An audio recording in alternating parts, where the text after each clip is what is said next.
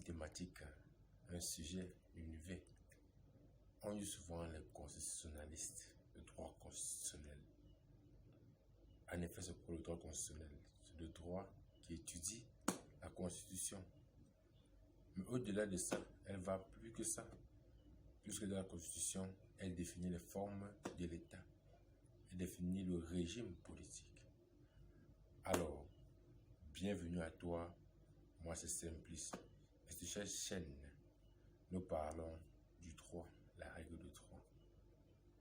Alors, avant que nous commencions notre vidéo, je tiens à m'excuser auprès de mes abonnés de la page Le droit, un droit. J'ai eu des difficultés avec cette page-là, avec cette chaîne, notamment pour moi, la chaîne YouTube Le droit, un droit. Et il est question pour moi de demander sincèrement pardon. C'est l'une des causes qui a créé mon retard. Il y a, je crois que c'était à Tangana, qui m'a écrit. Elle a dit qu'ils ont besoin des cours du second semestre, niveau 1. Tout est déjà là. Mais le problème, j'ai eu des problèmes techniques au niveau de la chaîne. Je vous prie sincèrement de m'excuser pour cela.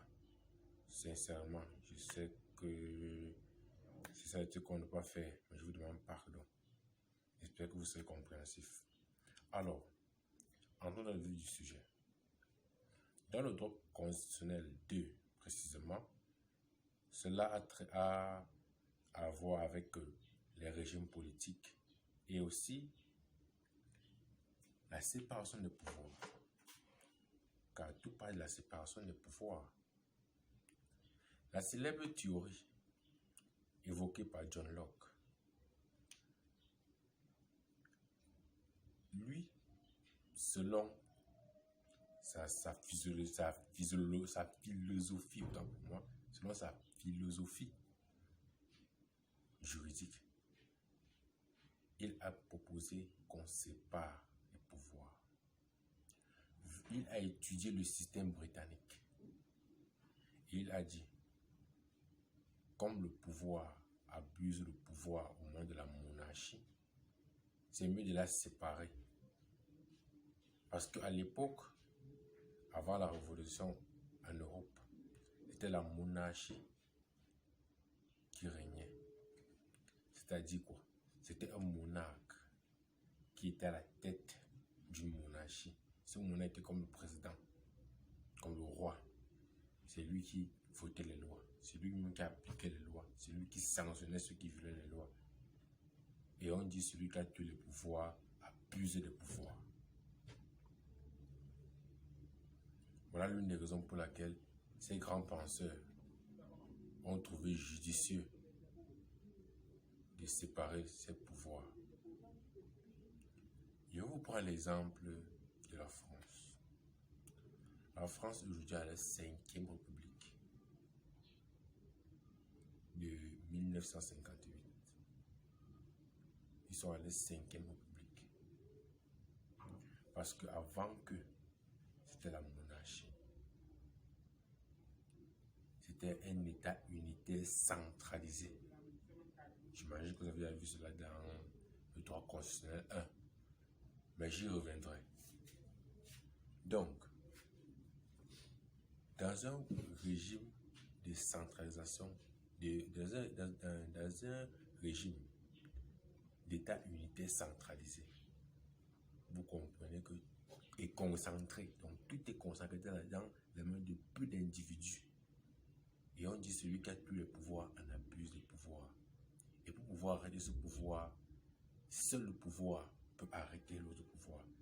C'est pour ça c'est pour ça que ces grands penseurs ont dit, c'est mieux que nous imposons, enfin, nous donnons notre philosophie sur la séparation des pouvoirs. C'est alors que John Locke a été l'un des premiers à évoquer ce sujet. Il a été suivi par Charles Louis de Secondat, baron de Montesquieu. Lui aussi, jeune Français, qui quitta la France, il allait s'installer en Angleterre. Vu le système anglais, en fait la Grande-Bretagne en général, vu ce système et vu le système français qui existait, il y avait comme un fossé. Puisque à l'époque, à son époque, il y avait la monarchie française et la monarchie parlementaire britannique.